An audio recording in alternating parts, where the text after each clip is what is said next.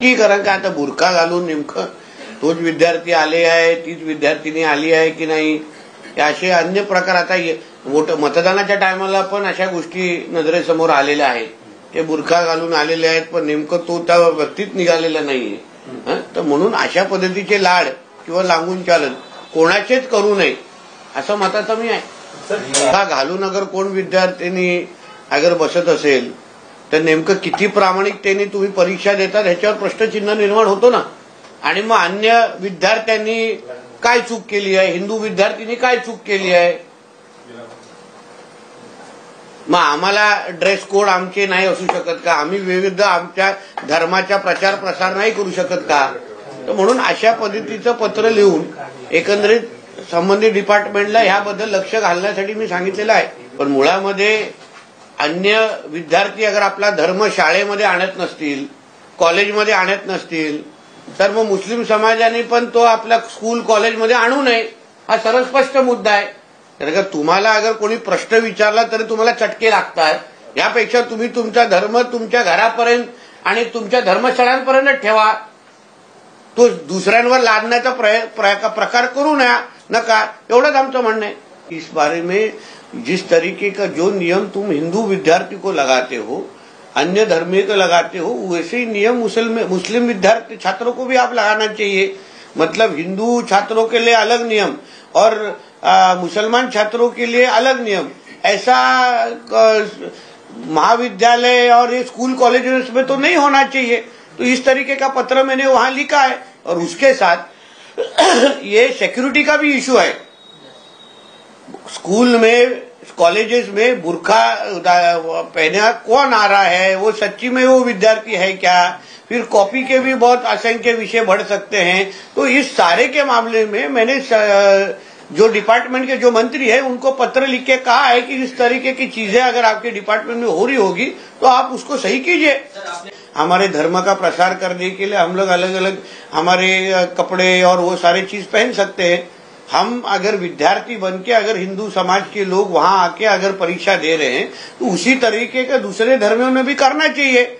उधर अगर अभी इनको कोई पूछने जाएगा कि बाबा बुरखा में क्या है, मतलब कौन है वो आप बताइए, या तो चेकिंग के नाम पे अगर उनको कुछ पूछेगा तो वापिस वो लोग अलग लॉ एंड ऑर्डर का विषय खड़ा कर देते हैं. ऐसी बहुत सारी घटनाएं हमारे देश में हुई है.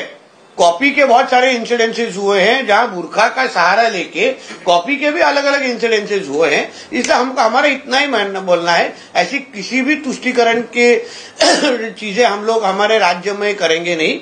हमको सभी को उस तरीके का अच्छा शिक्षा देनी है, एजुकेशन देना है और उस तरीके से हमको काम करना है. सर, लेकिन आप जब इस तरह की मांग उठाते हैं तो विपक्षी पार्टियां ये कह रही हैं कि बुर्खा और हिजाब पहना जो है एक पर्सनल ओपिनियन है, पर्सनल व्यू है, आप इससे किसी को अलग नहीं कर सकते. तो आप पर्सनल चीज है तो आप अपने घर पे रखिए, स्कूल कॉलेजेस में मत लेके आइए. आपको आपके पर्सनल बुरखा पहनना है, कुछ रखना है तो आप अपने धर्म जहां जहां आप अपने धर्म के बारे में बात करो वहां पहनिए. जो अन्य छात्र वो स्कूल कॉलेजेस के सारे नियम रूल्स एंड रेगुलेशन फॉलो कर रहे हैं, फिर आपको कुछ अलग तरीके का कुछ ट्रीटमेंट, वीआईपी ट्रीटमेंट चाहिए क्या. मंत्री नितेश राणे यांनी काल शिक्षण मंत्र्यांना एक पत्र दिलेलं आहे की बुरखा घालून परीक्षा प्रवेश देऊ नका, परीक्षेला बसू देऊ नका.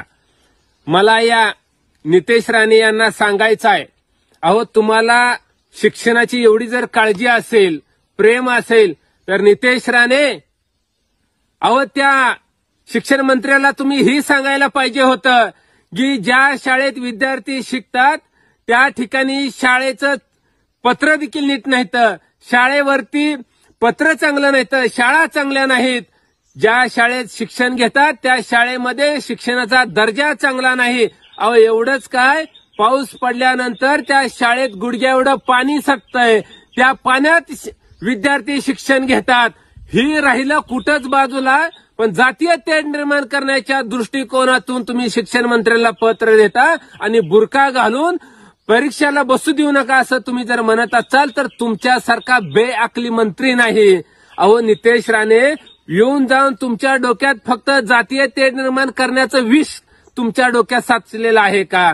नितेश राणे, तुम्हाला दुसरा काय उद्योग नाही का? अहो, एवढं जर तुम्हाला थोडं समजायला पाहिजे होतं की आपले महाराष्ट्राचे मुख्यमंत्री देवेंद्र फडणवीस साहेब असतील, देशाचे पंतप्रधान नरेंद्र मोदी साहेब असतील, अहो यांनी या देशातल्या आणि राज्यातले या मुसलमान बांधवामधला दोष कमी होण्यासाठी, यांच्यामध्ये प्रेम निर्माण करण्यासाठी अहो मशिदीमध्ये बसून मुसलमान बांधवाची टोपी घालून नमाज पढण्याचं काम केलं, त्या ठिकाणी बिर्याणी एकत्र मिळून खाण्याचं काम केलं. एवढी देखील तुम्हाला अक्कल नाही का? आणि तुम्ही कुशाल सांगताय की जातीय तेढ निर्माण होण्याच्या तुमच्या जी कपट वृत्ती आहे आणि महाराष्ट्रात सुव्यवस्था बिघडवायची आहे, या दृष्टिकोनात जर तुम्ही म्हणत असाल की बुरखा घालून प्रवेश देऊ नका, तर हे अत्यंत तुमचं चुकीचं आहे. खरं तर तुम्ही शपथ घेताना काय म्हणाला होता की मी कुठलीही जातीय तेढ निर्माण करणार नाही, मी अशा पद्धतीचं काय वागणार नाही, अशी तुम्ही मंत्रिमंडळात शपथ घेतली होती. त्या शपथीला तुम्ही काळीमा फासण्याचं काम नितेश राणे तुम्ही करत आहात आणि तुमच्या एवढा बेअक्ली मंत्रिमंडळात दिसत नाही.